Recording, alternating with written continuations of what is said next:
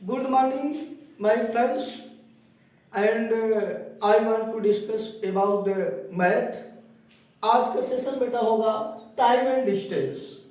आज आप लोगों को मैं समय और दूरी पढ़ाएंगे, इससे संबंधित कुछ बेहतर कॉन्सेप्ट देने की कोशिश करेंगे। देखो बेटा, समय और दूरी क्या है, समय और दूरी के बीच में क्या संबंध है। आप लोग जानते हैं चाल बराबर क्या होता है, चाल बराबर क्या होता है, स्पीड बराबर क्या लिख सकते हैं, दूरी बटे समय। दूरी बटे क्या होता है, समय, दूरी बटे समय। इसी संबंध पर सारा प्रश्न डिपेंड होगा। आपको इसी कंडीशन पर जो है फोकस करना है। चाल बराबर दूरी बटे समय होता है। चाल दूरी के साथ समानुपातिक होता है और यही चाल समय के साथ क्या होता है, व्युत्क्रमानुपातिक, प्रतिलोम होता है। प्रतिलोम और समानुपाती का क्या अर्थ है, what is the meanings of proportional and inverse, इन दोनों के साथ क्या संबंध होता है। देखो बेटा, चाल का मतलब यह है कि जब हम टाइम को फिक्स करेंगे, ठीक, यदि टाइम को फिक्स कर दिया जाए और यदि आप चाल बढ़ाएंगे तो दूरी का मान भी बढ़ेगा। जितना चाल होगा आपका उतना ही दूरी आप कवर करेंगे। क्लियर, यानी जितना ज्यादा दूरी होगा उतना ही चाल आपका बढ़ेगा।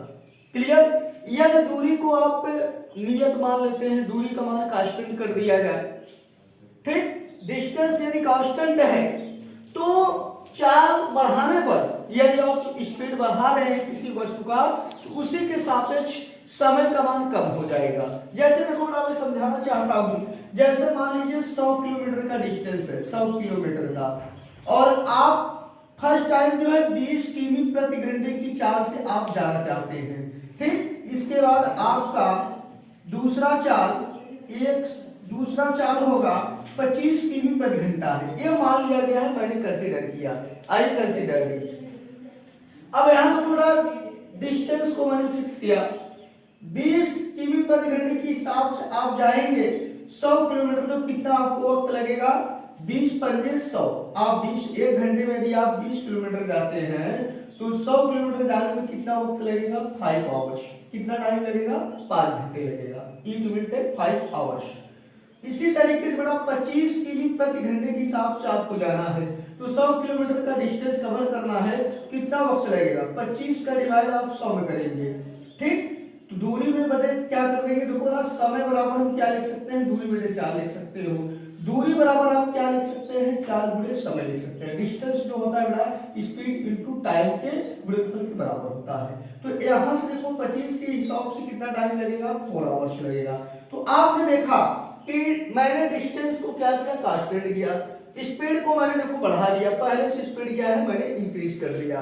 20 किमी प्रति घंटे के हिसाब से आपको 5 घंटे लग रहा है और 25 किमी प्रति घंटे के हिसाब से कितना घंटे लग रहा है, 4 घंटे लग रहा है। तो आप कर सकते हैं कि both are inverse two each other, both मतलब दोनों एक दूसरे के क्या है, प्रतिलोम है। जैसे अगर मैंने 4 का अनुपात किया, 4 का अनुपात क्या हो जाएगा बेटा, जैसे 20 बटे 25 आप लिखेंगे, यह और इस साइड में टाइम का रेशियो देखो ना 5/4 है, तो यहाँ पे हम इसको 5 से डिवाइड कर देंगे, 4/5 इज इक्वल टू 5/4, यानी 4/5 का, देखिए बेटा इनवर्स लिखा गया है 5/4।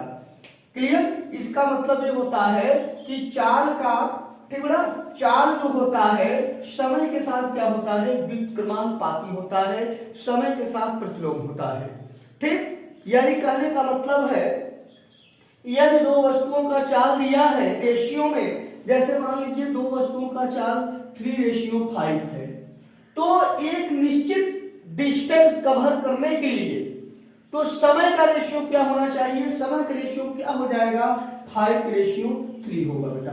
आपने देख लिया, क्योंकि इसी के प्रतिलोम होता है।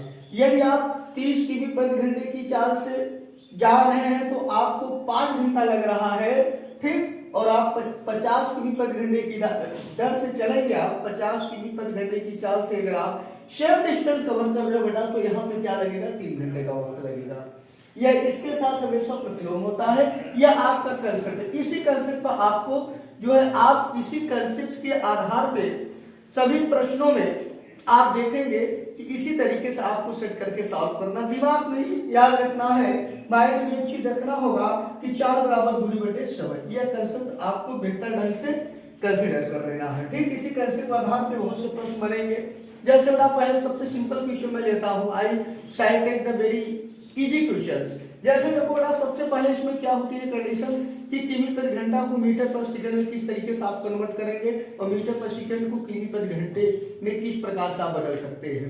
देखो बेटा, इसका एक सार तरीका होता है।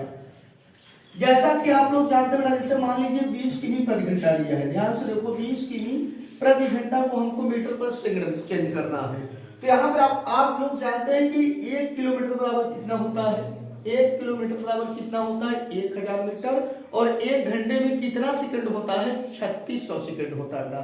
1000 बटे यदि मैंने 3600 कर दिया तो इसको डिवाइड करेंगे तो क्या आ जाएगा 5 बटे 18 आ जाएगा। इसको हम जब डिवाइड करेंगे 1000 डिवाइडेड बाई 3600, 1000 बटे 3600 को अगर डिवाइड कर देंगे तो इसका सिंपलेस्ट फॉर्म क्या हो जाएगा, यहाँ 2 जीरो कैंसिल करेंगे, 2 से डिवाइड कर सकते हैं तो 2 से करेंगे 5 और 2 से इसको डिवाइड करेंगे तो 18 हो जाएगा।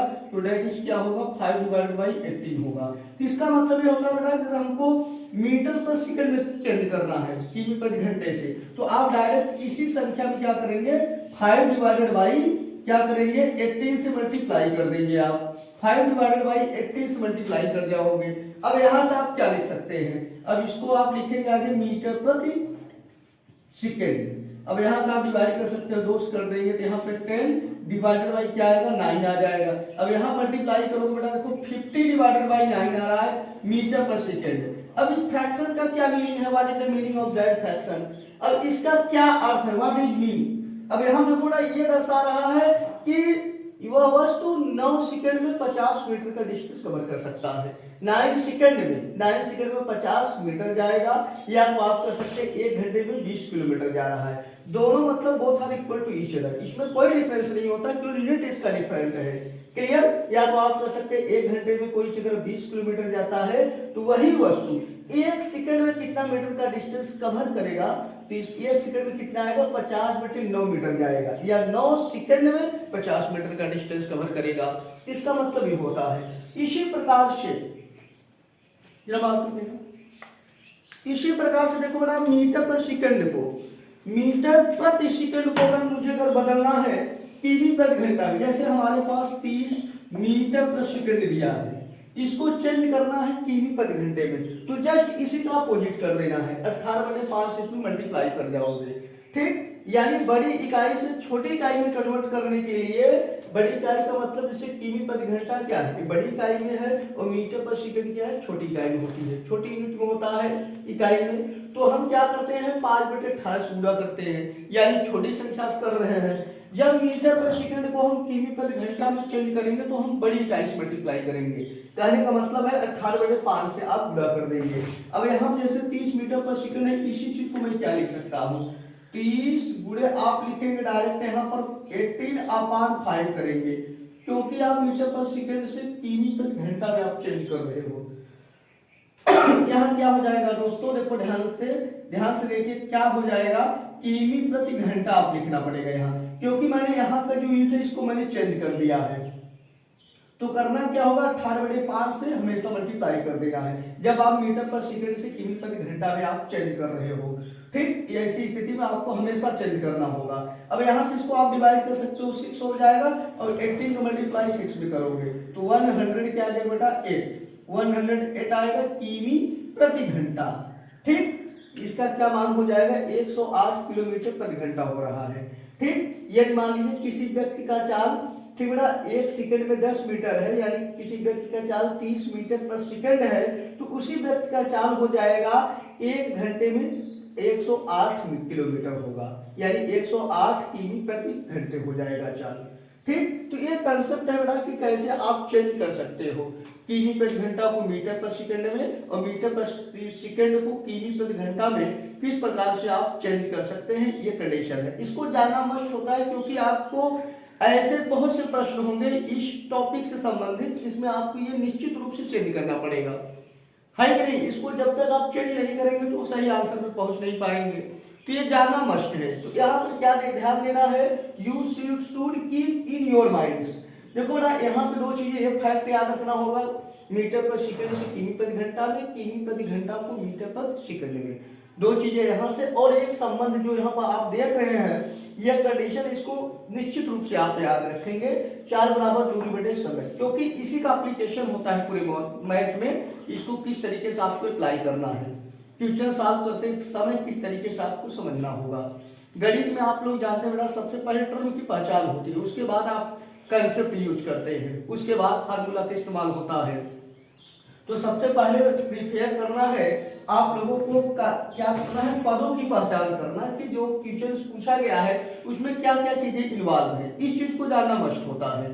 तो ठीक, अब हम कुछ प्रश्न लेकर आप लोगों को बताएंगे। दीजिए थोड़ा सा इसको पानी फर्स्ट दे दीजिए। अब देखो ना, इसको हम थोड़ा बताएंगे आप लोगों को कि किस तरीके से आप क्वेश्चन सॉल्व करेंगे। तो आप लोग हमेशा ध्यान में रखो कि 4 बराबर क्या होता है, दूरी बटे समय। यह कंडीशन बहुत ही इंपॉर्टेंट है, यह बहुत से प्रश्नों में जो है आपका हेल्प करेगा कैसे आपको प्रश्न समझना है। अब जैसे आप समझ लीजिए कि कोई व्यक्ति, मान लीजिए कोई व्यक्ति 10 किमी प्रति घंटे की चाल से चलना प्रारंभ करता है, कोई व्यक्ति 10 किमी प्रति घंटे की चाल से जाना शुरू करता है, ठीक, और उसे एक निश्चित दूरी तय करने में 10 घंटे का वक्त लगता है। तो उसके द्वारा तय किया गया कुल दूरी क्या होगा।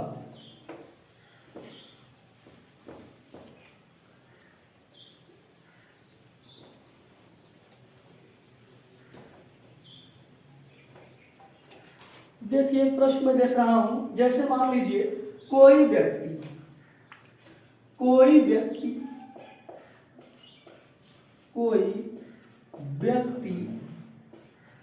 एक निश्चित दूरी एक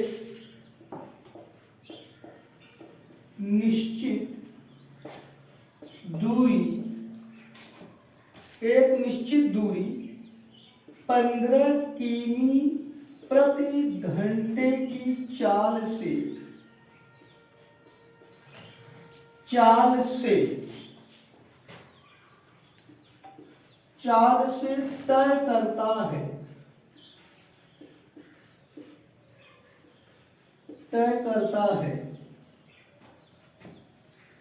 तय करता है यदि इस दूरी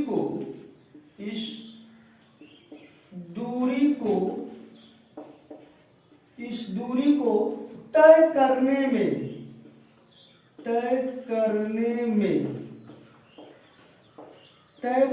में 10 घंटे का समय लगता है, 10 घंटे का वक्त लगता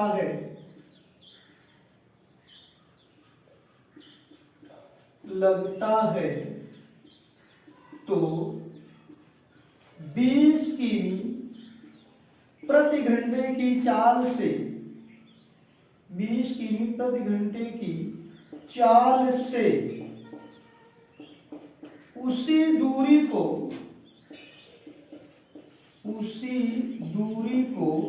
तय करने में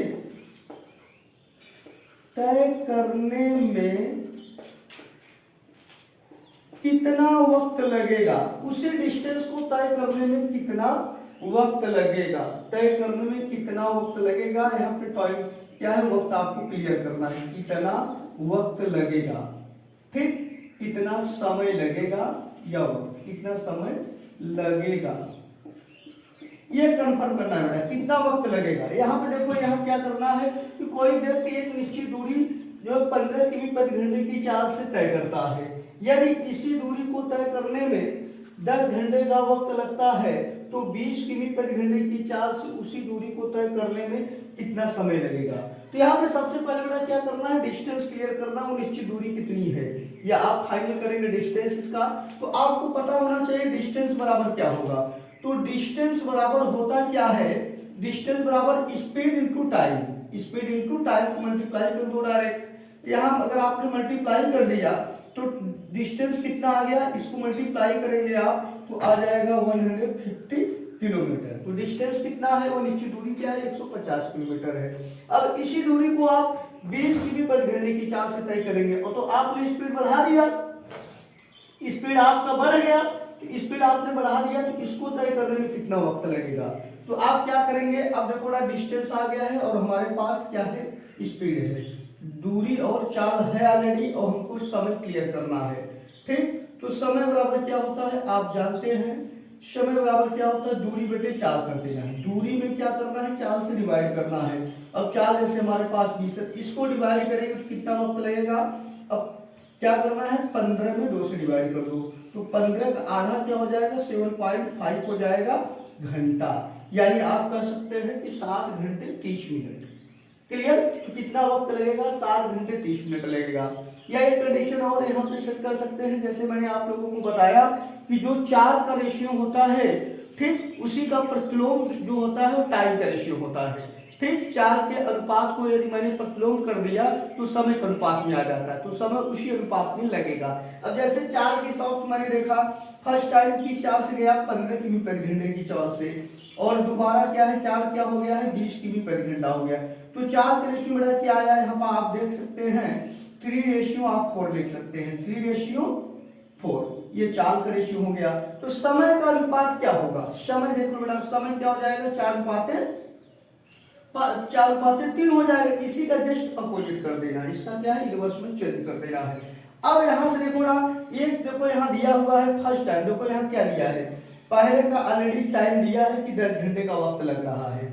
यानी कि जब वो 3 किमी प्रति घंटे की चाल से जा रहा है तो यहाँ 3 का मतलब मैंने ले लिया इसका रेशियो, जब 15 किमी प्रति घंटे की चाल से जाने पे 10 घंटा का समय लग रहा है तो 3 इसका रेशियो हो गया है और उसके साथ टाइम का रेशियो क्या है 4 आया है। तो इस तरीके से 4x बराबर मैं क्या लिख सकता हूँ बेटा, 4x बराबर ऑलरेडी ले दिया है 10 घंटा है, तो x बराबर आप क्या लिखोगे 10/4 कर देना।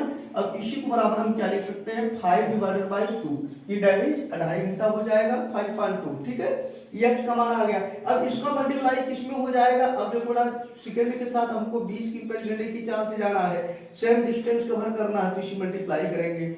4 देखो 4 है ना, 20 का रेशियो बेटा आया है 4 में आया है, तो इनके साथ मल्टीप्लाई कर देंगे। तो भाई 4 के साथ टाइम का क्या रेशियो बन रहा है 3 आ रहा है, तो 3 में हमको 2.5 का गुणा करना है। तो इस तरीके से क्या आ जाएगा 50/2 वो आप क्या लिख सकते हैं 7.5 आवर्स। ठीक, तो इस तरीके से सॉल्व हो जाएगा। यानी कहीं कहीं इसको हम रेशियो में कन्वर्ट करके भी सॉल्व कर सकते हैं। तो रेशियो में क्या होता है देखिए, सबसे इंपॉर्टेंट कंडीशन यह है कि जो 4 का अनुपात होता है वही अनुपात बेटा क्या है, उसी का इनवर्स करके हम क्या लिख सकते हैं समय का अनुपात लिख सकते हैं। इनवर्स का मतलब क्या होता है बेटा, इसे प्रतिलोम, जैसे मैंने यहाँ पर क्या किया, जैसे 3 का इनवर्स क्या हो जाएगा 1/3 हो जाएगा, 4 का इनवर्स क्या हो जाएगा 1/4 हो जाएगा। अब इसी रेशियो को अगर हम सेट करेंगे तो 4/3 आएगा। जैसे देखो बेटा 1/3 हो जाएगा 3 का इनवर्स और 4 का इनवर्स 1/4 आप लिखेंगे।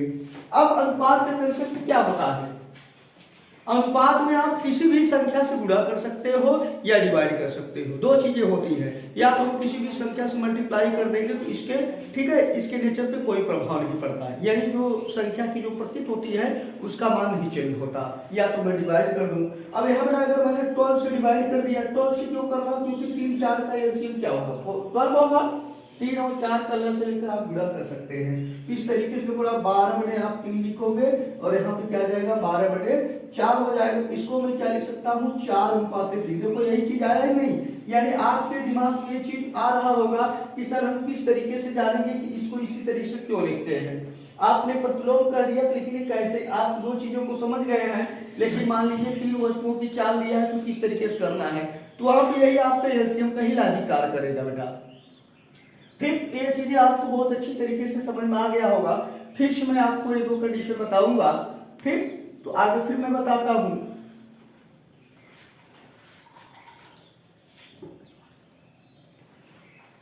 देखो ना ये चीज बहुत ही इंपॉर्टेंट है, ये आपको चेंज करने आना चाहिए। जब तक आप चेंज नहीं करोगे अच्छे से, ठीक है, नहीं तब तो समझ में नहीं आएगा। चेंज करना ही देखिए बहुत बड़ी चीज है। इसमें आपके पास जैसे चाल दिया है तो उसको किस तरीके से आप चेंज करोगे टाइम में, तो टाइम में बनाने के लिए बेटा देखो यही चीज बहुत मायने रखता है कि किस तरीके से आपको करना है। ठीक, ये दो प्रश्न लेकर आपको मैं समझाता हूं। जैसे बेटा मान लो एक चीज देखो बहुत बेहतर कंडीशन में आपको बताना चाहता हूं। देखो ध्यान से देखो, मान लीजिए बेटा कि 3 वस्तुओं का चाल दिया है, जैसे 3:, 3 वस्तुओं की चाल आपके पास दिया हुआ है।